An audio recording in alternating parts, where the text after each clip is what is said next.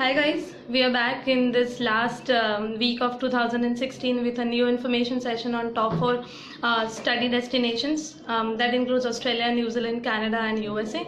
So today we are going to discuss a few things about the education procedure, what will be the time frame, how you can get yourself enrolled, what will be the intakes, and the visa timeline. So we are going to discuss about Australia, New Zealand, US and Canada. We are going to give a comparison between all of them.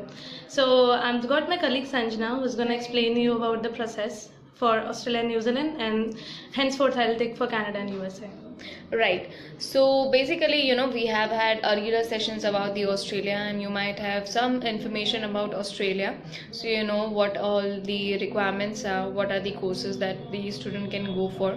Basically, Australia is famous for its bachelor's, master's, varied from different sectors. That is engineering, IT, and you can go for professional accounting and so. The major intakes in Australia are considered to be February and July. They also have November, but then not all universities have it. So there are 43 universities in Australia, and most of them are public funded universities, so that are run by government. Now the acceptable English test would be, they accept IELTS, they accept PT, TOEFL, Cambridge, that is CAE, Advanced Cambridge English. Then they also accept OET. So these are the acceptable tests. Now if you look at the student visa procedure, it takes around 3 to 4 months of time, starting from the admission, and then you have to even show your financial capacity to the university, as it is a visa requirement, and then you have to pay the first semester fees, and then you can lodge visa. So the visa is online visa. So once you complete your 2 years of say whatever duration your course is for, and then you can go for the post-study work visa. That is up to 4 years depending on your level of the study, and you can get your PSW visa. So that is there. Now interview is not mandatory, but of course it is a essential part of your visa. So officer can call you and take your interview. So that is there. Again, it depends on the documentation, how it is done. So that will largely depend on the documentation part. As it is online, you don't have to give your hard copies to the university, you don't have to courier them or something. It is just done online, so everything is digital. Now moving on to New Zealand again has they have different levels for diplomas, masters and bachelors. They have graduate diplomas. So the popular courses are like diplomas, bachelors and masters. Again herein also they accept IELTS, PT, TOEFL and Cambridge, which are acceptable there. Then you go for the post-study work visa, includes 1 year of job search, and then you get 2 years of post-study work permit once you get your job. So that is there, and the procedure is is taking around 1.5 months to 2 months, including your offer, admission from the university or a particular college, and then you go for your visa, and then you have to pay the fees, first semester fees. So after getting your visa, you have to pay the fees. So this is the basic difference between Australia student visa process and New Zealand. And herein also interview is subjectable. It is depending on the visa officer. So that will depend. Now we'll go on to Canada and US, and my colleague Rutu will take it further. So as Sanjana explained you about the different courses which are available, Canada has similar kind of courses like New Zealand. They have diploma, post-graduation diploma, bachelor's, master's. They have PhD courses also. So these are the number of courses that are available in which if you wish to enroll, you can enroll. The acceptable English language test would be IELTS and TOEFL. Some of the universities, some of the colleges do accept PT, but not at a higher rate. Yeah. So they've just started accepting it. It's in proportion. Yeah, I mean they have just started proposal, and they've tied up with few of the university. Now they are also accepting. So fingers crossed. Now immigration will also accept. Now when it comes to post-study work permit, just like Australia, Canada also gives 2 to 3 years of work permit depending upon the course.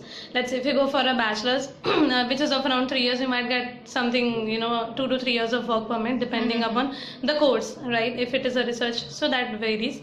Similarly, the process of Canada and Australia is almost similar. you have to apply for an offer letter. Once the offer letter is done, then you have to go, if you have to pay the fees of at least first semester. You have to open an GIC account. Now GIC account will be like freezing your money, and you can also of course use them every month. You can take, you can use $2,000 out of them, because those are your own money.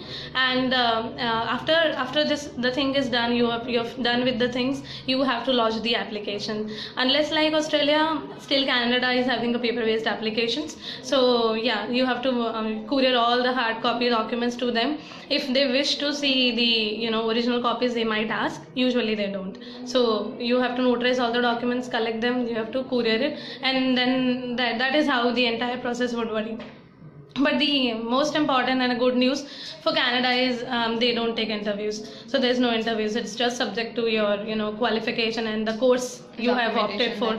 Yes. And one more thing, Ritu, what would be like the main intakes for Canada? See, main intake for Canada is like they have fall, they have winter, and they have May as well. But then they don't have it as a major intake. And so this is how it will be.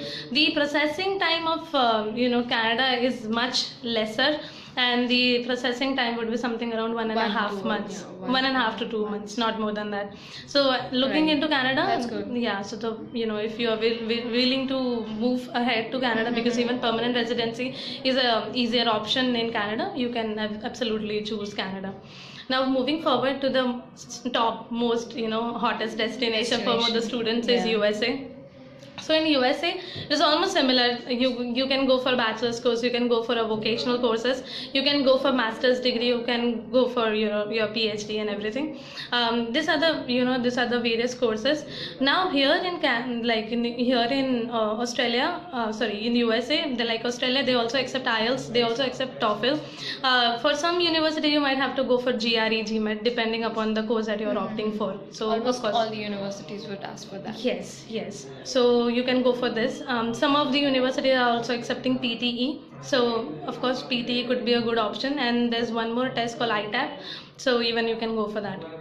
The work permit, when it comes to US, the visa would be of around 5 years, but then 2 years will be your studies, and then they will be giving you something around 12 to 29 months of OTP, so that in which you have to search for a job, and then once you get a job, you can then go for an extension, that is H1B. Yes, so you can go for that.